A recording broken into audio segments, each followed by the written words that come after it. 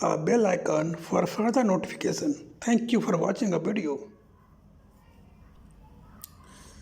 Hello दोस्तों, कैसे हैं दोस्तों आप लोग। दोस्तों, आज मैं आपको वेनिसिंग कंपनी के बारे में बताने वाला हूँ। वेनिसिंग कंपनी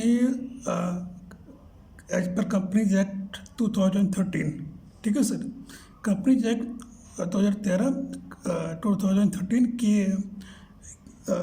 अकॉर्डिंग मैं आपको वेनिसिंग कंपनी के बारे में बताने वाला हूँ, जिसका जिक्र जो है वो companies striking off on and restoration में किया गया है, ठीक है sir. Companies strike off and restoration एक चैप्टर है जिसमें कि वेनिसिंग कंपनी के बारे में जिक्र किया गया है सर, वो उसके बारे में बताया गया है। तो चलिए मैं शुरू करता हूँ सर। वेनिसिंग कंपनी,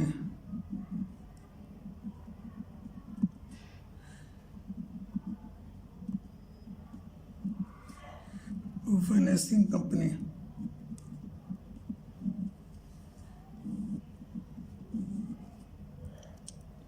ठीक है सर।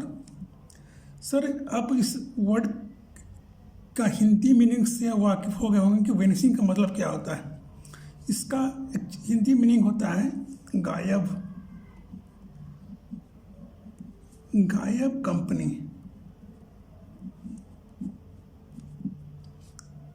अगर आप इसकी हिंदी मीनिंग अगर पे जाएंगे तो इसकी एक्चुअल हिंदी मीनिंग होती है गायब कंपनी, ठीक है सर। ये मैं आपको कंपनीज एक्ट 2013 के अकॉर्डिंग मैं बताऊंगा।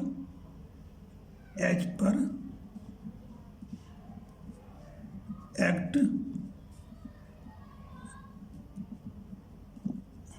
2013, ठीक है sir.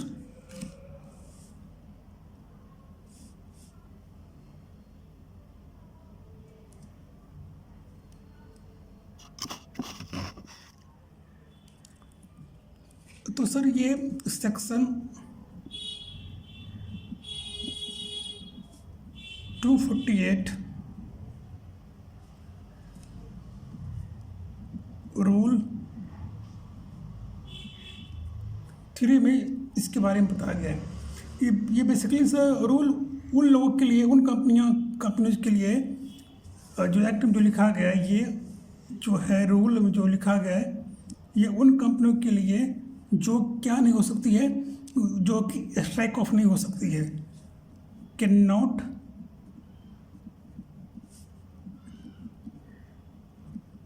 Strike off,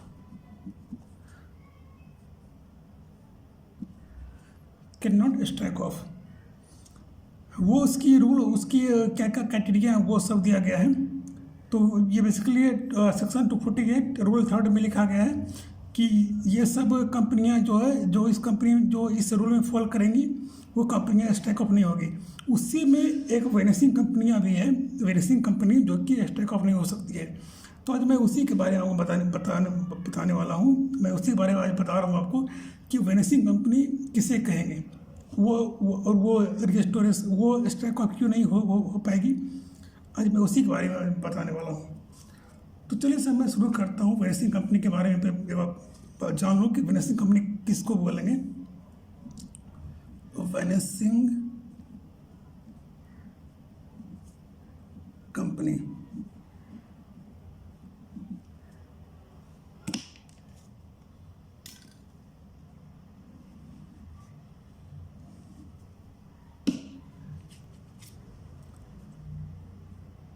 vanishing company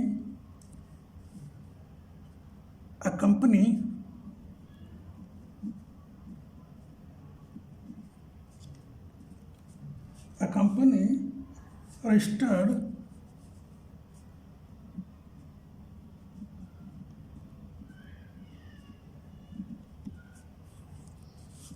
under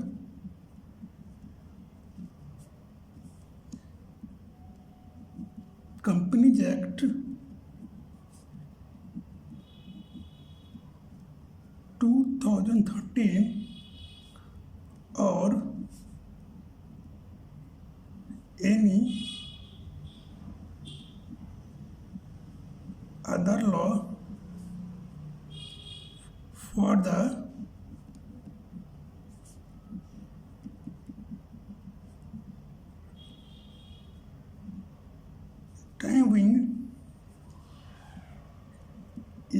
force,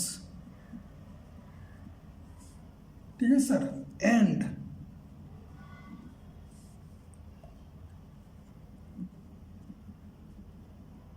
listed with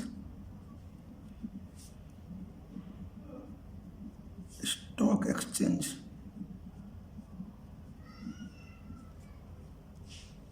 अब जरा इसका मतलब समझते हैं सर। क्या कह रहा है कि a company registered under companies Act 2013, वैसी कंपनियां जो कि कंपनीज एक्ट 2013 में रजिस्टर्ड हो, वह कंपनी हो सकती है। और सर देखिए यहाँ और बोल रहा है, एंड नहीं बोल रहा है, यहाँ पर और बोल रहा है, any other law for the time being in force. इसकी क्या मतलब हो गई? इसका मतलब ये हुआ है कि सर पहले तो मैं ये बता दूँ सर कि ये यहाँ पे एंड नहीं लिखा हुआ है, यहाँ पर और लिखा हुआ है, यानी कि और का मतलब क्या, या तो ये या फिर ये, यानी कि या तो कंपनी एक्ट 2013 होगी या फिर कोई और लॉ जो कि उस समय प्रिवेल करती हो। यानी कि आप जानते होंगे कि कंपनी एक्ट 2013 इससे पहले 1956 थी, ठीक है। और हो सकता है कि नियर फ्यूचर में आगे चल के ये 2013 बदल के कुछ और हो जाए। आपने देखा, आपने हाल यानी कई बार कंपनी एक्ट में अमेंडमेंट भी किया गया है। कंपनी एक्ट 2015, 16, 17, 19 तक आ चुका है, 20 भी आने वाला है शायद। तो सर इसीलिए यहाँ पे ये एक लीगल मैक्सिम है, लीगल फ्रेज है कि any other law for the timing in force, timing in force, यानी कि जो कंपनियां रजिस्टर्ड है 2013 में वो तो होगी ही, या अगर उस समय कोई और लॉ अगर प्रिवेल करती हो, यानी कि कोई और लॉ अगर उस समय 13 हटे कोई और आ गया हो लॉ, तो उस लॉ भी इसमें माना जाएगा। उस लॉ के अंतर्गत भी जो कंपनियां आएंगी उस कंपनियां भी फिर इस कंपनी में काउंट होगी, ठीक है। अब करती है एंड। सर ये यहाँ और था, क्योंकि इसमें और देने का मतलब या तो कंपनी एक्ट 2013 या कोई और लॉ, तो में कोई एक और है सर यहाँ पर, ठीक है। यहाँ पे एंड है सर, यानी कि या तो कंपनी एक्ट 2013 में जो कंपनियाँ आएंगी वो होगी, या कंपनियाँ जो 1956 में थी या फिर वो होगी, या कोई और लॉ में जो कंपनियाँ हैं वो कंपनियाँ होगी। साथ ही साथ एंड है, वो कंपनियाँ लिस्टेड होनी चाहिए स्टॉक एक्सचेंज में, लिस्टेड विथ स्टॉक एक्सचेंज, ठीक है सर। यानी कि BSE NSE में हो, BSE NSE में उनकी शेयर जो है वो लिस्टेड होना चाहिए सर, ठीक है सर, ठीक है सर। तो दो क्राइटेरिया है वैसी कंपनी को काउंट करने के लिए। पहला कि वो या तो कंपनी एक्ट में हो रजिस्टर्ड या फिर कोई और लॉ में हो रजिस्टर्ड, जो कि any other law for the time being in force, जो कि उस टाइम में वो लॉ प्रिवेल करती हो, यानी कि वो लॉ एक्टिव में हो। और साथ ही साथ एंड वो कंपनियां स्टॉक एक्सचेंज में भी लिस्टेड हो, उनकी जो शेयर है वो स्टॉक एक्सचेंज में लिस्टेड होनी चाहिए, ठीक है। ये हो गई। अब ये कंपनियां जो है ये कंपनी तो हो गई, जो इन कंपनियां कौन सी कंपनी होनी चाहिए, तो कंपनियां हो गई जो कोई लॉ में रजिस्टर्ड हो, साथ ही उसका जो शेयर जो है वो शेयर स्टॉक एक्सचेंज में रजिस्टर्ड हो। अब मुद्दे की बात आती है कि वो कंपनियां कौन सी ऐसी गलती कर देगी, वो कंपनियां कौन सी ऐसी गलती कर देगी जो कि उन्हें वेनिसिंग कंपनी मानेंगे। तो सर गलती नंबर 1, ये कंपनी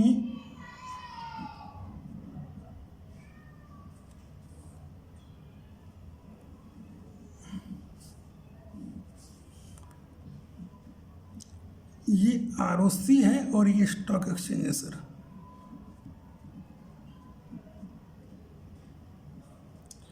ठीक है सर। कंपनी ने क्या की सर, कंपनी कंप्लायंसेस पूरा नहीं किया सर।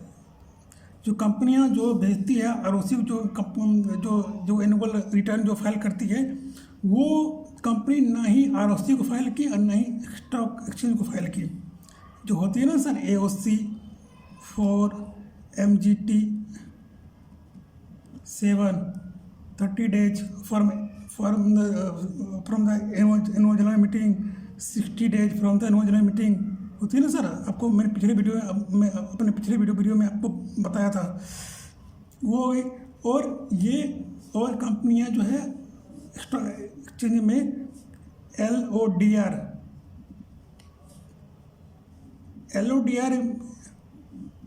के अंतर्गत इन्होंने अपना एनुअल रिटर्न फाइल नहीं किया। LODR का मतलब क्या हो गया सर?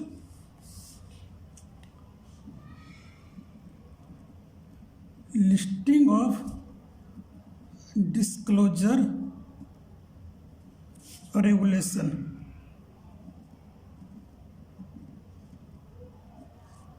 ठीक है सर। तो पहला गलती तो इन्होंने ये कर दिया, नहीं ये OC 4 फाइल किया, नहीं MGT 7 फाइल किया और OC को। ठीक है, कब तक फाइल नहीं किया सर?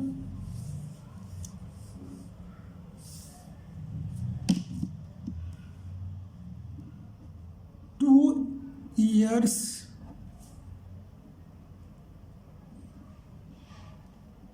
consecutively। ठीक है सर।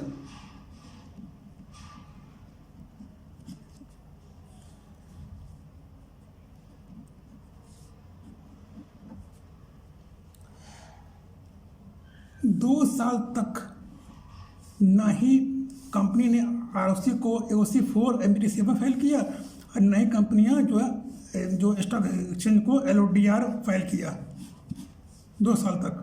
पहली गलती ये गया, यानी कि फॉल्ट नंबर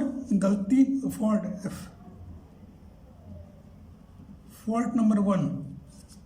आपसे फॉल्ट नंबर 2 पे आते हैं सर। ठीक है,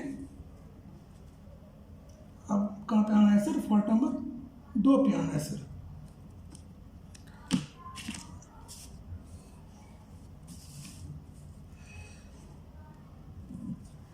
एड्रेस।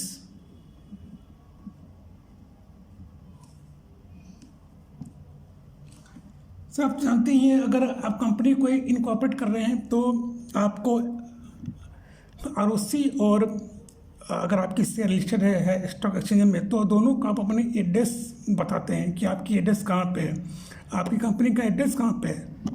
ठीक है सर, तो वो एड्रेस आपको बताना होता है। तो जो कंपनी जो है सर,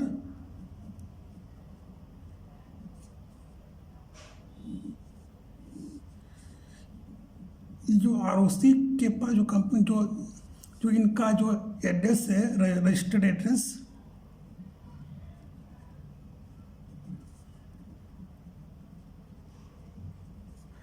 और स्टॉक एक्सचेंज में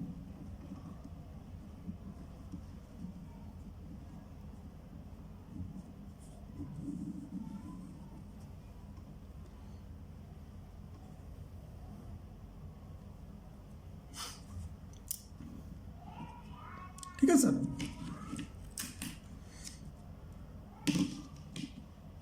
ये कंपनी है सर, इनकी रजिस्टर्ड एड्रेस इनके पास है होगी, और अगर इनके शेयर लिस्टेड है तो इनके पास भी होगी। ये कंपनी ने क्या किया सर, दोनों के पास जो एड्रेस था ना सर, ये एड्रेस फेक था, फेक एड्रेस।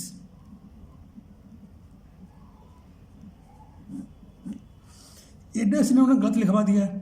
ये कंपनियां जो थी, इन्होंने आरओसी को अपना गलत एड्रेस लिखवाया और स्टॉक एक्सचेंज को अपना गलत एड्रेस लिखवा दिया। यानी कि टोटली ये कंपनियां थी टोटली फ्रॉड के चक्कर में थी। ये ditto sir Vijay Mallya type की कंपनी थी। ठीक है सर, इनका इंटेंशन था ही कि भाई माल कमाओ और अफू चक्कर हो जाओ। ठीक है सर, और यही होता आ रहा है सर। आप जानते ही होंगे अपने इंडिया में नीरव मोदी ने माल कमाया, रफू चक्कर हो गया। आपका किंगफिशर जो हैं, किंगफिशर के मालिक विजय माल्या, अब उनके बारे में जानते होंगे, उन्होंने भी अच्छा खासा माल कमाया, माल लूटा बैंक का और चक्कर हो गए और जाके लंदन में रोमांस कर रहे हैं, है ना। तो सर आप जानते हैं तो कंपनियां जो एड्रेस देती हैं वो एड्रेस ट्रू एंड फेयर होना चाहिए। एड्रेस जो है वो ट्रेसेबल होना चाहिए। तो आप जो एड्रेस दे रहे हैं वो उस एड्रेस पे आपकी ऑफिस होनी चाहिए, आपकी रजिस्टर्ड ऑफिस होनी चाहिए या फिर ब्रांच ऑफिस होनी चाहिए। भाई आप जो एड्रेस दे रहे हैं वहाँ पे तो एक कुत्ता भी नहीं घूम रहा है ना सर, एक डॉगी भी नहीं घूम रहा है। वहाँ पर जो एड्रेस दे रहे हैं आरोसी वहाँ गई विजिट करने के लिए, तो वहाँ पर उसको कुछ मिला नहीं। वहाँ पे एक फील्ड मिला जहाँ पे बच्चे गिल्ली डंडा खेल रहे थे। तो कंपनी को लग गया कि ये जो कंपनी ने जो एड्रेस दी है वो फेक एड्रेस है, गलत एड्रेस है, गलत एड्रेस दे दिए। ठीक है, तो उस केस में क्या होगी, उस केस में भी कंपनी आरओसी जो है कंपनी को वेनिसिंग कंपनी बना देगी। तीसरा सर, अब कंपनी है सर, तीन में डायरेक्टर होंगे। मान लीजिए इसमें 3 डायरेक्टर हैं।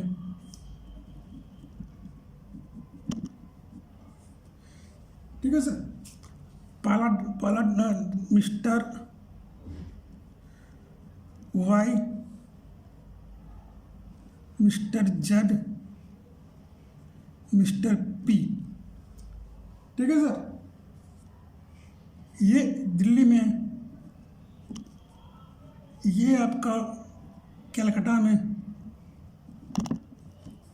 और ये आपका सर मुंबई में।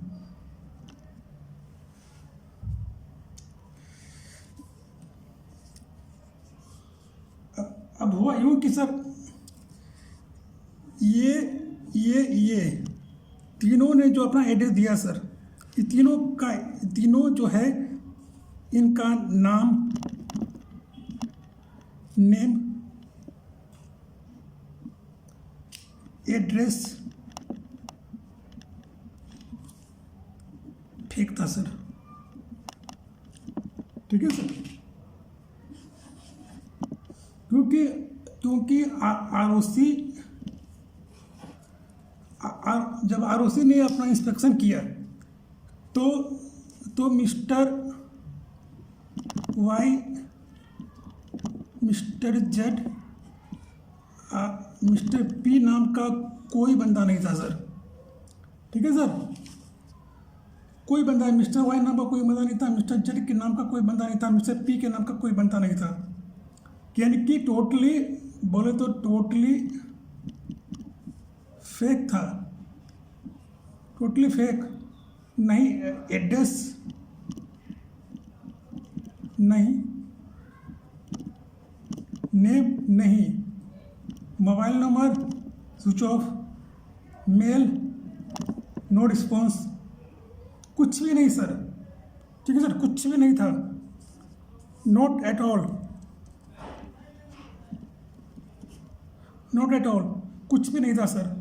तो क्या होगा सर, तो कंपनियां जो है, कंपनी को आरओसी वेनिसिंग कर देगी, क्योंकि वो ये मानेगी कि कंपनी जो है वो गलत इरादे से ही कंपनियां रजिस्टर हुई थी और कंपनी को वेनिसिंग कर दो और उस कंपनी को स्टॉक ऑफ होने नहीं देगी सर। ठीक है सर,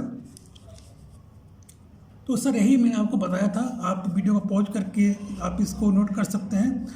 अब मैं आपको इसका आपको एग्जाम्पल देकर समझाया था। अब मैं आपको इसके लीगल टर्म के पे ले चलूँगा। लीगल टर्म में इसका क्या क्या डेफिनेशन दिया गया है। एमसीए की वेबसाइट से मैंने इसको डाउनलोड किया था, वो उसकी डेफिनेशन को। तो एमसीए ने बेसिकली वेनिसिंग कंपनी के बारे में क्या बताया है, तो मैं आपको डायरेक्टली एमसीए की वेबसाइट पे ले चलूँगा। मैंने वहाँ से उसकी पीडीएफ डाउनलोड की थी, तो मैं आपको पीडीएफ में उसकी डेफिनेशन क्या लिखी गई है वेनिसिंग कंपनी की। वेनिसिंग कंपनी के बारे में क्या लिखा गया है, एमसीए ने क्या लिखा है वेनिसिंग कंपनी के बारे में, मैंने उसके वेबसाइट से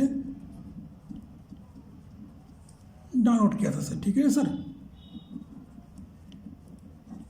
तो चलिए चलो मैं ले चलता हूँ आपको अपने मोबाइल के स्क्रीन पे, जहाँ पे मैं आपको इसके बारे में, इसके लीगल टर्म के बारे में बताऊंगा कि एमसीए ने इसका क्या डेफिनेशन दिया है। ठीक है सर।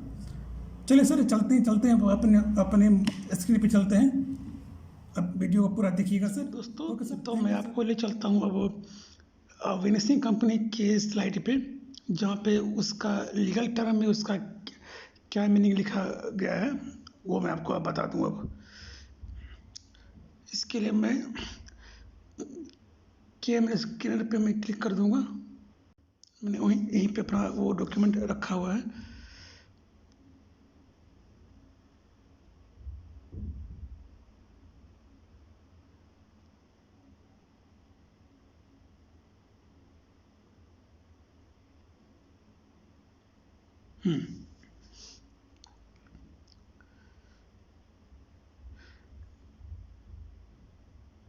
तो सर ये रहा सर विनिसिंग कंपनी का definition, criteria for identification of the vanishing company.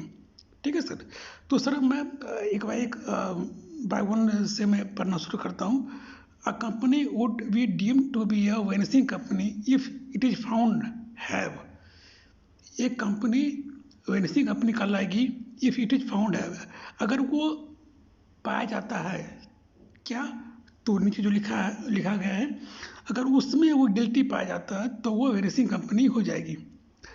तो पहला क्या लिखा हुआ है सर? सर पहला लिखा हुआ है sir, fail to file return to register of companies for a period of 2 years। ठीक है सर। 2 years तक सर जो कंपनी जो है वो आरओसी को एनुअल कंप्लायंस पूरा करके नहीं दी। एनुअल कंप्लायंस क्या होती है सर? मैंने आपको बताया था ना सर,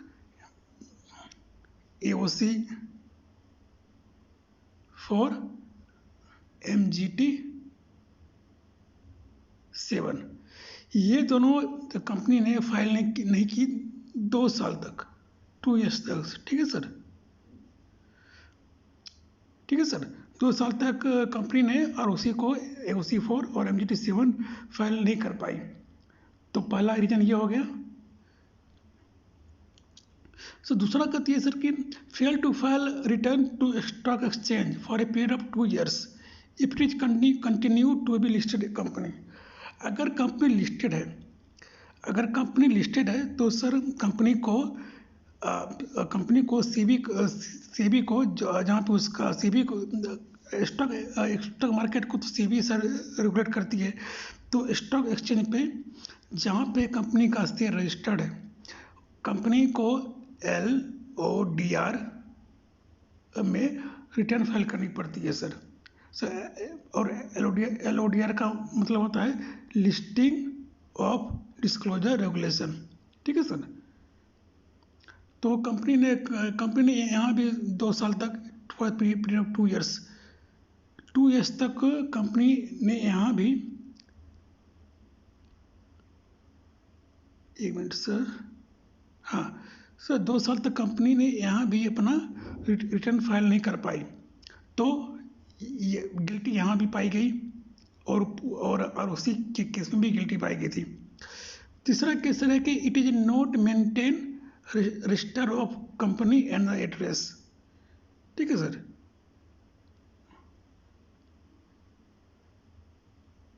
जरा जूम कर दूँ इसे। It is not maintain registered office of the company at the address notified with the registrar of company or stock exchange। ये क्या कहता है सर? सर ये कहता है कि अगर जो एड्रेस कंपनी ने इनकॉर्पोरेशन के समय अगर आरओसी को और स्टॉक एक्सचेंज को बताई थी, अगर वो एड्रेस अगर गलत है, फेक है, डुप्लीकेट एड्रेस उन्होंने बता दी, तो उस केस में भी ये गिल्टी पाया जाएगा। ठीक है। तो ये यहाँ पे यही लिखा गया है, it is not maintain registered office of the company at the address notified with the register of company और स्टॉक एक्सचेंज। और लास्ट आती है sir, none of its director are traceable. जो लिस्ट थी डायरेक्टर की, आप तो जानते होंगे कि इन कॉर्पोरेशन के टाइम में जो मिनिमम नंबर ऑफ डायरेक्टर जो क्राइटेरिया जो फुलफिल करनी पड़ती है, ओपीसी के लिए 1, पीवीटी के लिए तो और लिमिटेड के लिए 3।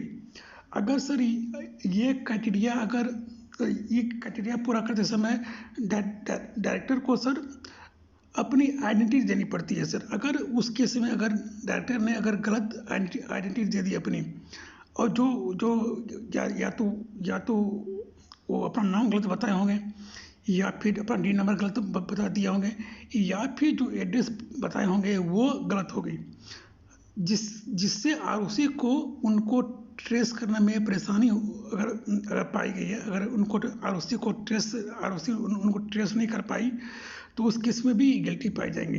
ठीक है सर। अब नीचे में सर नोट लिखा हुआ है सर। नोट में क्या है सर, जरा पढ़ लें। सर नोट में sir all the conditions mentioned above would have to be satisfied before a listed company is declared as a venison company। इसकी क्या मतलब हो गया सर? सर इसका मतलब ये हुआ, ठीक है सर, ठीक है सर। तो ये सर यहाँ पे नोट में लिखा गया है sir, all the conditions mentioned above would have to be satisfied before a listed company is declared as a venison company। ठीक है सर। तो सर सीधा सा कहने का मतलब है कि अगर कोई भी कंपनी अगर लिस्टेड होना चाहती है, ठीक है, तो लिस्टेड होना चाहती है अगर स्टॉक एक्सचेंज में, तो अगर कोई भी केस ABCD अगर कोई भी केस में अगर वो गिल्टी पाई जाती है, ठीक है, तो वो लिस्टेड नहीं हो पाएगी, उससे वेनेसिंग डिक्लेयर कर दिया जाएगा सर। ठीक है, डिक्लेयर एज ए वेनेसिंग, उनको डिक्लेयर कर दिया जाएगा कि वो वेनेसिंग कंपनी है सर। ठीक है सर, वो वेनेसिंग कंपनी है। ठीक है सर। अब सर लास्ट क्या कहता है sir, all the condition mention ABCD would suffice to declare a company as a venison if such company has been delisted from the stock exchange। Sir इसका ये मतलब हुआ कि कोई भी कंडीशन हो, चाहे ABCD कोई भी कंडीशन हो, अगर वो कंडीशन अगर इन्होंने कर दी, तो कंपनी अगर लिस्टेड है तो उनको डिलिस्ट कर दी जाएगी सर। उनको जो है डिलिस्ट कर दी जाएगी स्टॉक एक्सचेंज से, और उनको वेनेसिंग कंपनी बना दी जाएगी सर। ठीक है सर। ये वही एक रहा है, all the condition mention at ABCD would suffice to declare a company, पर्याप्त है कंपनी को डिक्लेयर करने के लिए क्या, vanishing company, if such company has been delisted from the stock exchange, और वो कंपनी क्या होगी सर, स्टॉक एक्सचेंज से डिलिस्ट हो जाएगी सर। ठीक है सर। तो सर यही थी वेनेसिंग कंपनी के बारे में जो कि मैंने आपको बता दिया। आई होप कि आपने वीडियो को एंजॉय किया होगा। Thank you.